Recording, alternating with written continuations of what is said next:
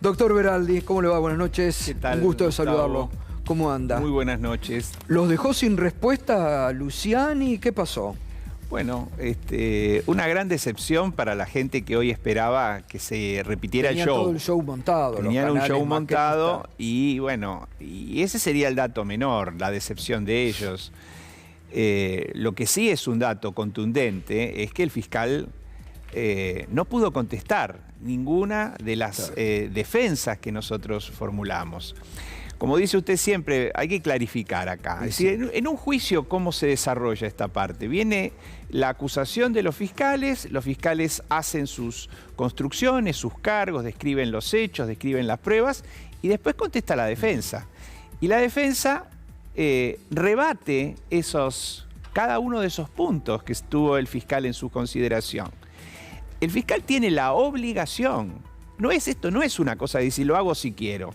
El fiscal tiene la obligación de contestarle a la defensa. Primero porque el fiscal tiene un deber de objetividad. Es decir, si hay prueba que refuta su acusación, él tiene la obligación de decir, bueno, ¿qué valor tiene esto? Bueno, y esto el fiscal no lo hizo. Con lo cual, como decimos en derecho, a confesión de parte, relevo de prueba. Es decir, no pudieron contestar ni una de las defensas que nosotros formulamos en base a pruebas. ¿Se acuerda cómo fue esto? Sí, presentamos claro. Lo que decía el fiscal, Sí.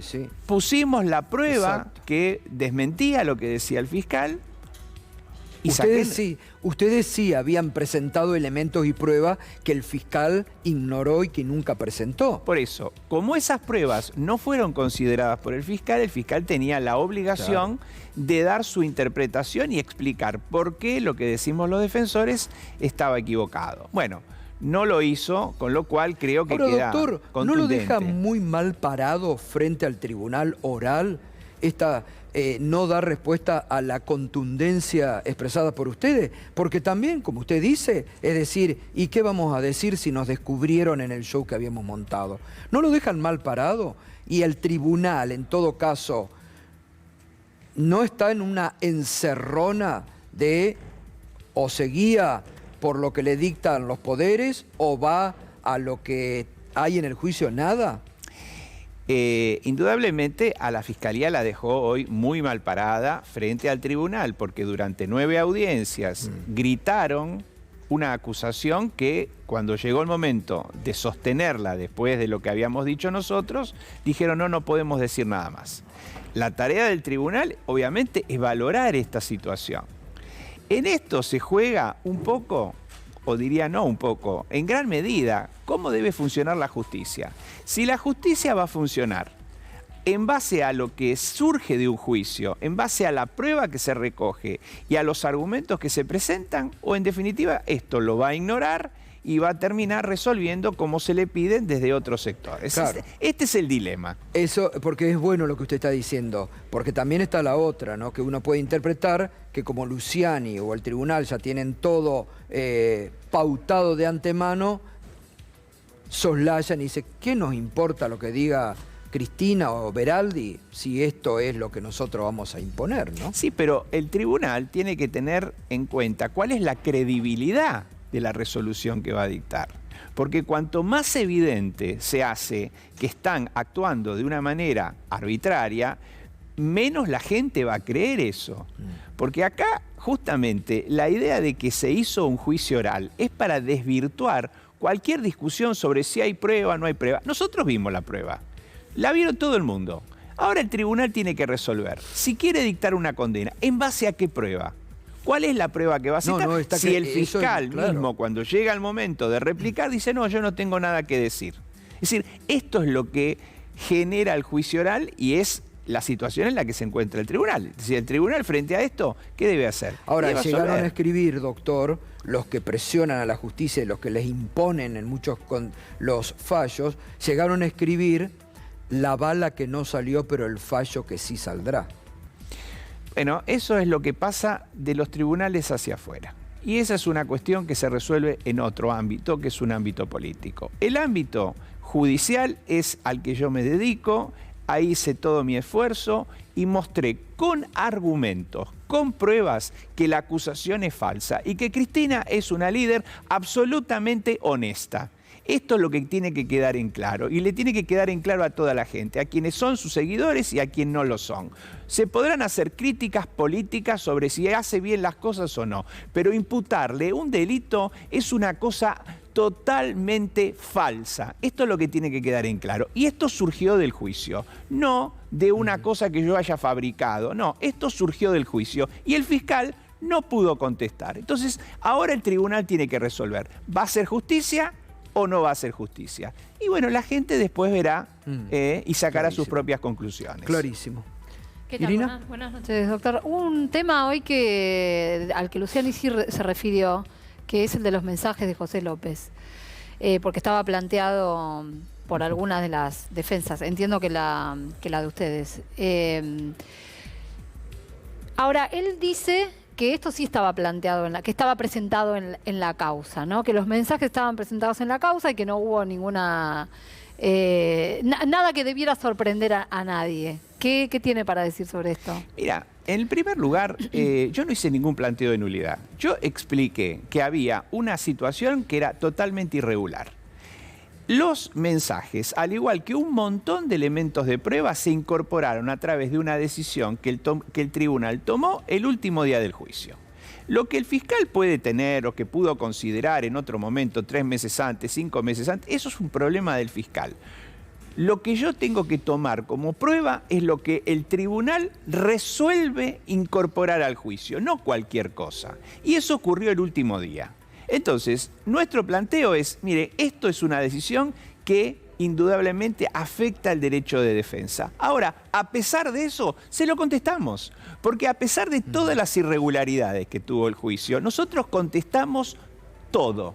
Cuando nos inventaron el hecho de que había una operación que llamaban limpia en todo, le contesté, que no estuvo en ninguna acusación, llegó el momento de contestar y lo contestamos. No empezamos a decir, bueno, esto, en fin, yo no puedo contestarlo. No, le mostramos las pruebas, le mostramos que el avión que decía que traía a Cristina no había venido ese día.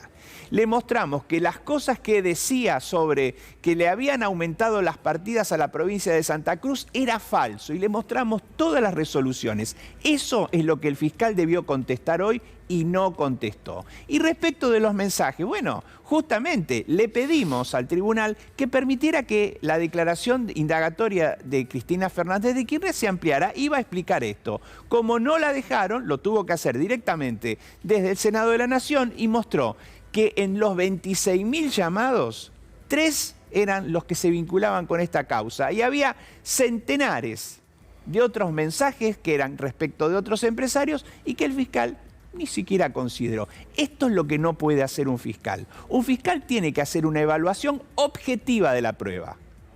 Y esto es lo que no ocurrió. Y a pesar de todo eso, le presentamos una defensa que, lamentablemente, para el fiscal y para los que estaban esperando, no pudo ser rebatida. Y así como este argumento, le puedo dar muchos.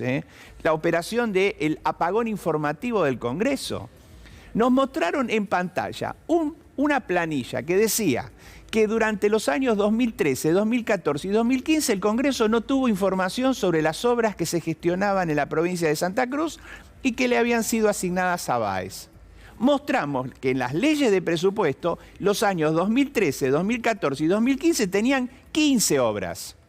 Esto es lo que no contestó. Esto es lo que dijo, Pero miren, esto es una cuestión que la gente tiene que entender, porque no es un problema técnico, no es que lo inventamos los abogados. Si yo a una persona le digo, vos hiciste tal cosa, y la persona me dice, yo no lo hice por esto, por esto, por esto, él no puede decir, no, yo ahora no contesto nada. Esto es muy claro. Y el tribunal lo vio. Y lo vimos todos. Por eso el juicio es público. Y la publicidad genera un control ciudadano de las decisiones de los jueces. Los jueces no están por encima de la ley. Los jueces tienen que cumplir la ley, como lo tienen que cumplir los del tribunal oral y de todas las instancias. Entonces, ahora estamos esperando objetivamente que se llegue a la verdad. Y la verdad se esclareció en el juicio y se dicta el pronunciamiento que corresponde, que es una absolución respecto de todas las personas que fueron falsamente acusadas. Para usted no cabe otra cosa que la absolución. Miren, yo soy un técnico, yo vi el juicio. ustedes lo vieron. Los periodistas que siguieron este juicio, los pocos periodistas que siguieron este juicio hicieron un comentario permanente. Y si hay una prueba evidente de esto, es que los medios hegemónicos durante años, durante 2 años, no sacaron ni una sola noticia cuando aparecían testigos tras testigos que demolían la acusación. Bueno, más pruebas es imposible. Doctor, usted, como se dice en el campo, no quiere mezclar la hacienda, Sí. son causas separadas, pero a mí la verdad que me gusta verlo con la pasión que defiende lo que desde hace muchos años, desde estos últimos años, el derecho, lo que se ha perdido un poco en lo que yo denomino Comodoro Pro. Pero sin que haga ninguna consideración sobre lo que hoy presentó la recusación, la querella, pero ¿cómo le impactó el intento de asesinato a la vicepresidenta, a usted? ¿Y cómo cree desde afuera, desde lo técnico que usted representa, que se ha llevado la causa? Por supuesto, como cualquier persona, me conmocionó ver que estábamos en presencia de un hecho que podía haber cambiado el destino de todos los argentinos, porque fue un hecho conmocionante que, por suerte, no se consumó. Y frente a este hecho, creo que la justicia, una vez más, no cumplió con las expectativas que todos teníamos. Desde un primer momento empezaron a aparecer problemas sobre si el teléfono estaba correctamente secuestrado o no, si los informes que tenían esos teléfonos podían o no ser descargados. Después empezaron a haber otros problemas con que si se investiga de una manera, se investiga de otra. A mí me parece que un hecho de semejante gravedad requería una respuesta jurisdiccional acorde. Y no la tuvo. No la tuvo de parte de la magistrada, ni la tuvo de parte de la Corte, que debió haberle dado a ese juzgado la cantidad de recursos necesarios como para que no existiese ningún tipo de excusa de, bueno, yo no puedo, yo no tengo los elementos. Es decir, esto es lo que yo veo desde afuera y creo que están muy bien documentados en el escrito que se presentó en el día de la fecha, donde, bueno, van describiendo con objetividad cada una de las cosas que pasaron y frente a eso hay una sospecha concreta de falta de parcialidad. Porque no es necesario que la jueza sea parcial, sino basta con que exista el temor. Claro. Y esto que se menciona, bueno, es pero muy superior al estándar objetivo que se requiere para estos casos. Es decir, yo creo que estamos en una situación que debe ser remediada de alguna manera. Doctor, gracias como siempre. Al contrario, muy amable, gracias por la invitación. Muy claro, un gustazo como siempre. Igualmente. Hasta pronto, doctor. Hasta Gracias. Pronto. Muy bien, pasaba el doctor Beraldi. Interesantísimo como siempre escucharlo. Que nos